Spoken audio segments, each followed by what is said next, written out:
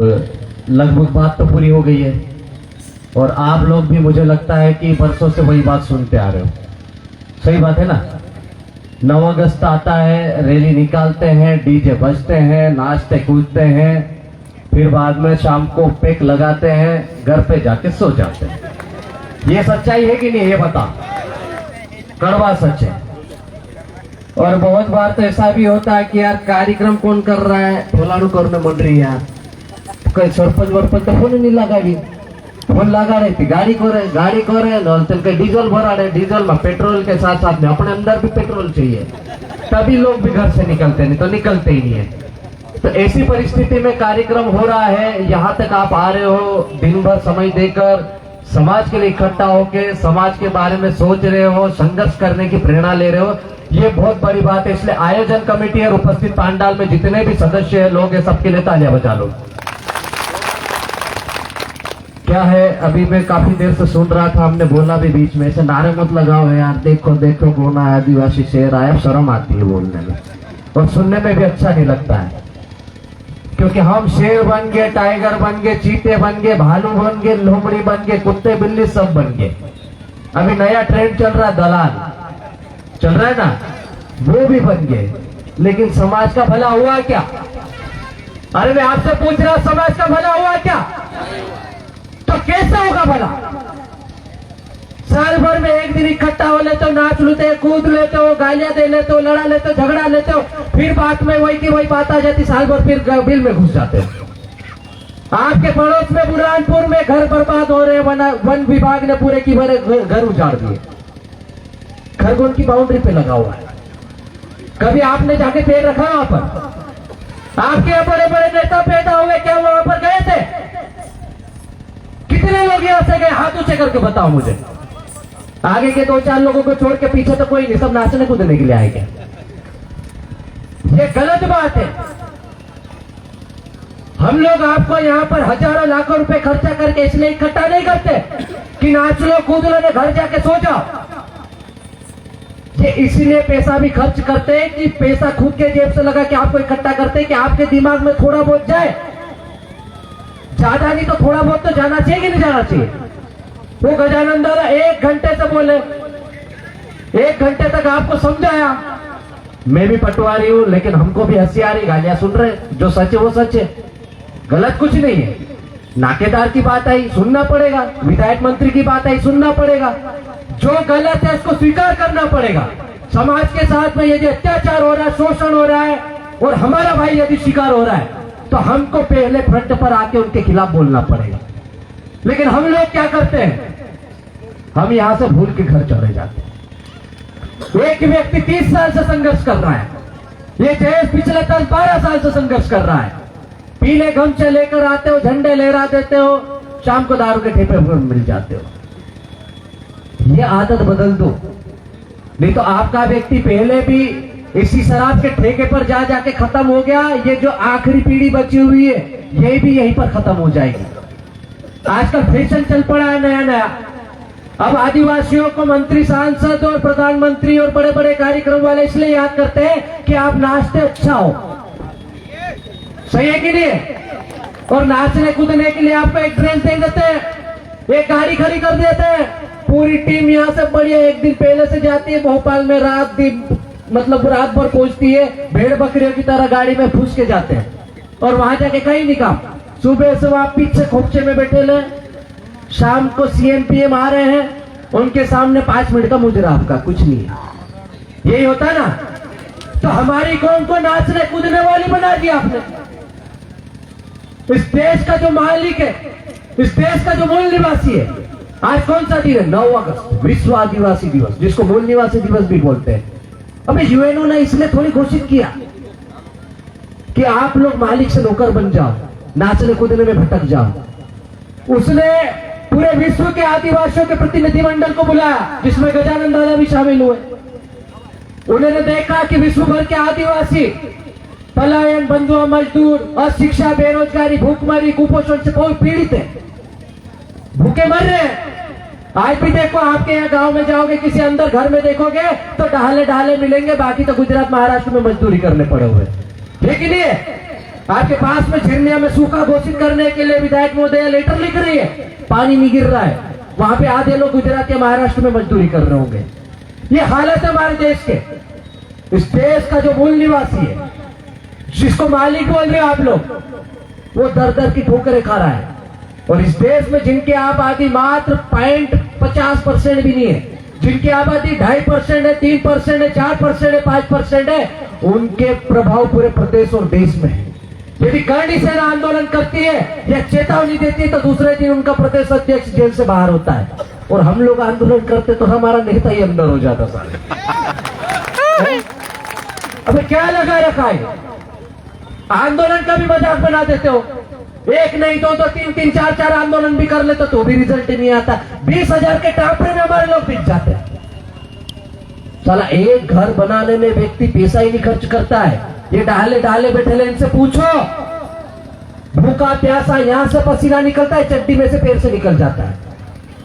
वो मेहनत करता है, मिस्त्री को 500 रुपए देता है, बीवी बच्चे भी ईंट पत्थर लाके रखते हैं, ऐसी मेहनत करते बड़ी मुश्किल से कच्चा झोपड़ा बनाता है। उसको बनाने में एक पीढ़ी खत्म हो जाती तब जाके कच्चा कवेलू वाला घर बन पाया हमारा।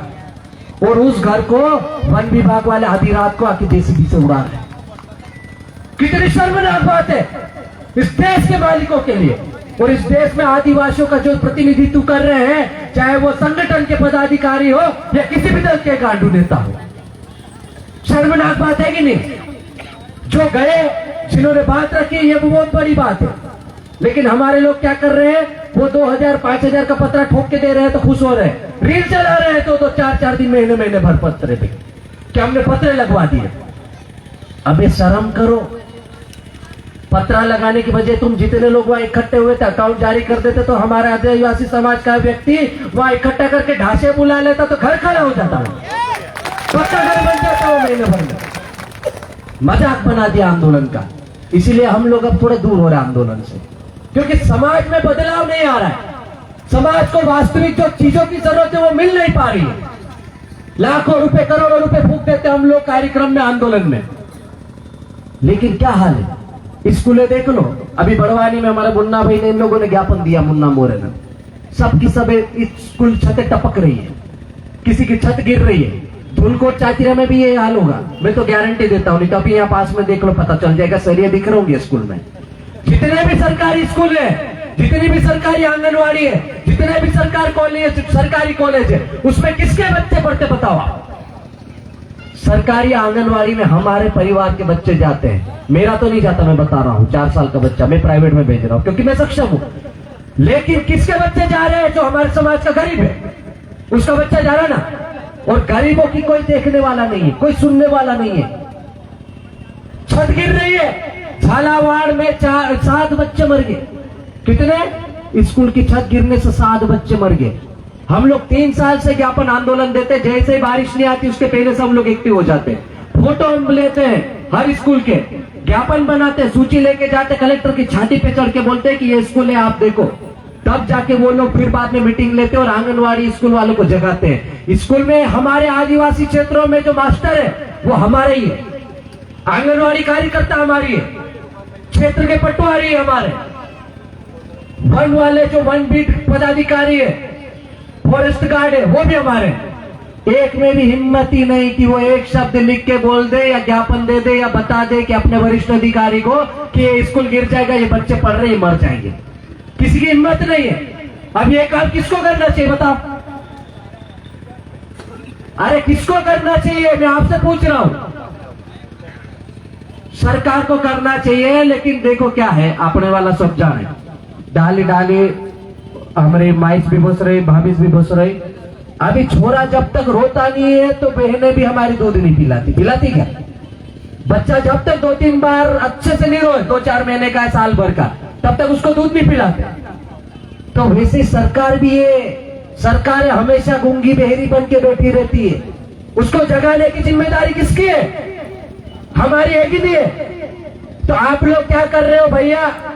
संगठन बना लिए, बड़े बड़े पदाधिकारी बन गए, साले उन्होंने एक प्रदेश नहीं 10-10 प्रदेश के अध्यक्ष बनने बैठे हो। शर्म आना चाहिए कि स्कूल रिपेयर नहीं करा पा रहे। मैं ये ऐसे चोचले पद पदों में न झंडे न गमछों में नहीं बटना चाहता हूँ, इसलिए मैं गमछे से भी दूर रहता हूँ। मैं मेरा ही गमछा अलग लगाता हूँ जो पगड़ी भी बन जाता समय समय पर, और वो खतरनाक लाल सिग्नल है। लेकिन वो जो काम हमारे समाज के युवाओं को करना चाहिए, आज मिशन D3 की बात कर रहे थे भाई साहब, मैं आपको बता दूं क्या है मिशन D3। ये मेरे घर का काम नहीं है, और ये ऐसी बीमारी है जो समाज को यदि सबसे ज्यादा बर्बाद कर रही है तो वो बीमारी थी। D3 का मतलब है तेजाब दारू डीजे। डीजे अभी अभी आया 10-12 साल से, जिसके बिना हमारी रैली नहीं निकलती आजकल, है ना बीमारी। तो ये खतरनाक बीमारी ऐसी है, कैंसर से भी खतरनाक बीमारी है।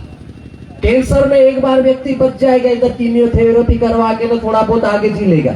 लेकिन यदि आप इन 3 बीमारी के शिकार हो गए तो समाज इस जकड़ में फंसते फंसते मरते जा रहा था, और काहे में मर रहा है, कर्जे में डूब के। एक व्यक्ति कर्जे में पैदा होता है, उसकी 10-10 पीढ़ियां कर्जे में डूबकर मर रही थी। तो इस बीमारी को हमने आइडेंटिफाई किया और इस बीमारी का नाम दिया D3, यानी कि तेजाब दारू डीजे, और इस पर नियंत्रण करने की बात की। और दारू कौन सी, आप कच्ची धार डालो, हम उसको परहेज नहीं कर, मना नहीं कर रहे। तारी देसी पियो, कोई मना नहीं है, उससे हमारे डाले लोग पहले भी 150 साल जी के मरे हैं, आप भी मरोगे नहीं। लेकिन हम कौन सी दारू की बात कर रहे हैं, विदेशी दारू, जिसका ठेका किसके पास है, जायसवाल का, हमारे आदिवासी का नहीं है। और वो जायसवाल कौन है, इंदौर भोपाल या दिल्ली का आदमी होगा, किसी बड़े नेता का होगा। हमारा व्यक्ति तो यहाँ 50 रुपए की दारू 100 रुपए में खरीद के पी रहा है, और शाम को जाके झगड़े कर रहा है। झगड़े से कहीं कम ज्यादा हो जाए तो दूसरे दिन थाने पर जाके भुगतता है, यही होता है ना।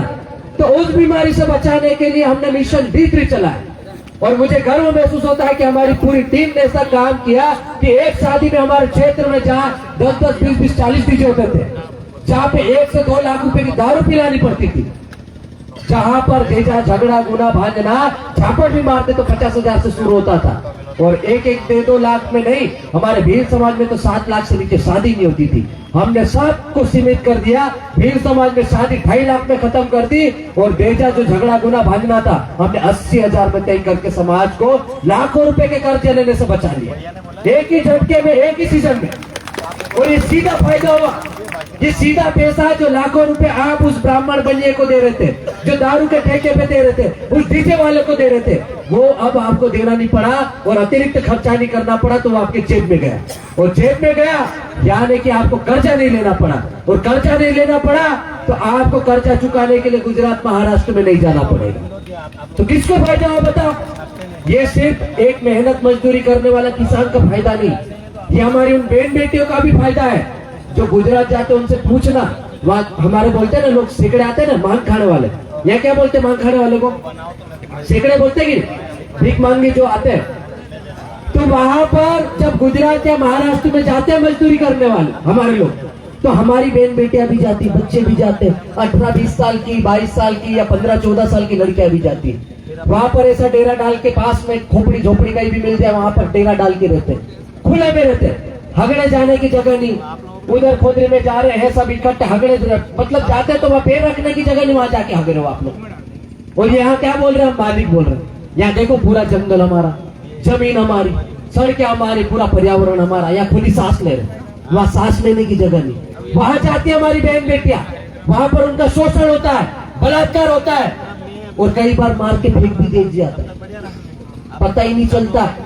कई बार तो वहां के जो पाटीदार लोग हैं, बड़े बड़े लोग हैं, वो लोग हमारी बहन बेटियों को सुपरवाइजर जो यूपी बिहार के लोग रहते वो रख लेते, शादीशुदा औरतों को भी रख लेते, नहीं जो जाती वापस ले आने देते। ऐसी जगह से, ऐसी चीजों से हमारा समाज जूझ रहा है, निकल रहा है, और हम यहाँ आपस में लड़ रहे हैं। मैं प्रदेश अध्यक्ष, में जिला अध्यक्ष, में फलाना अध्यक्ष, में ढिमका अध्यक्ष, में पीला गमछा, में लाल गमछा, में ये संगठन, में ये पार्टी। अबे डूब मारो, ये छोटी छोटी दुकानें बंद करो, ये क्षेत्रवाद, जातिवाद, पार्टीवाद, संगठनवाद ये समाज में नहीं होना चाहिए। एक ब्राह्मण को देख लो, एक मुस्लिम को देख लो, या किसी क्षत्रिय को देख लो, उनके जब समाज की बात आती है तो वहां पर सारे के सारे विधायक सांसद ऐसे नीचे बैठते, जैसा कि मोन्टू भाई बैठे हमारे बीच, उनको मंच भी नहीं देते, और वहां पर पार्टी के झंडे भी नहीं आते, और उनके एक चुटकी बजाते ही सीधे ऊपर पहुंच जाता है भोपाल और दिल्ली में, उनके सारे काम हो जाते हैं। और हमारा व्यक्ति भोपाल में जाके डंडे खा रहा है। बरसों से हम लोग बेकलॉग पदों की मांग कर रहे हैं, आज तक बेकलॉग भर्ती नहीं हुई क्या? स्कूलें नहीं बन पा रही, मेडिकल कॉलेज मांग रहे, मेडिकल कॉलेज नहीं आ पा रहे। हम लोग दर दर की ठोकरें खा रहे हैं। एक पीढ़ी खत्म हो रही, संघर्ष करते करते हमारी भी आधी जिंदगी हो गई है। कई भरोसा नहीं जिंदगी का, चलते चलते मर जाते हैं, किसी को अटैक आ जाता है, और आजकल तो भरोसा नहीं जिंदगी का। तो जिंदगी का भरोसा नहीं, लेकिन समाज को ऐसा तैयार कर दो। हम बोल रहे हैं कि हमारे मरने के बाद भी ये जो छोटे छोटे नन्हे बच्चे हैं, इनका भविष्य सुरक्षित हो जाना चाहिए, और वो सुरक्षित करने की जिम्मेदारी हमारी है। और इसलिए ये सब कार्यक्रम है। ये फोटो ऐसे नहीं लगी यार, ये भूखे नंगे लोग जो दिख रहे हैं ना, ये फोटो में दिख रहे आधे आधे कपड़े पहन के, यदि ये हमारे जैसे ऐसे चिंदी चोर वाली हरकत करते ना, तो इनकी फोटो भी नहीं लगती और हम कपड़े भी नहीं पहन पाते क्या? हम लोग ऐसे ही मर जाते गुलामी करके। लेकिन क्या है, सब जो भी क्रांतिकारी रहे, जिनका संघर्ष रहा, उनकी बदौलत हम हैं। और समय की मर्यादा है, हमारे बाद में कई वक्ता और है, तो मुझे बोलना बहुत कुछ था, लेकिन कोशिश की मैंने छोटे से मतलब समय में बहुत कुछ बोल दूं। अब आपको सोचना है, मेरा तो सीधा कहना, मेरे को जितना बोलना, आप बोलो तो बोल दो कि भोंक दिया, या आप बोल दो कि बग दिया, जो बोलना आप समझ लेना। लेकिन यदि हमारा भाई 150 किलोमीटर आके कुछ बोलना रहा, और आपके दिलो दिमाग में छोटी सी भी चीज चली गई, और आपने उसको आगे बढ़ाया और सुधार किया, तो मुझे लगता है कि हम समाज को आगे बढ़ा पाएंगे। नहीं तो हम मंच बनाएंगे, नेता बनाएंगे, समाज को नहीं बना पाएंगे। और ये समाज को बचाने की लड़ाई है। खूब खूब आभार, आपने मुझे समय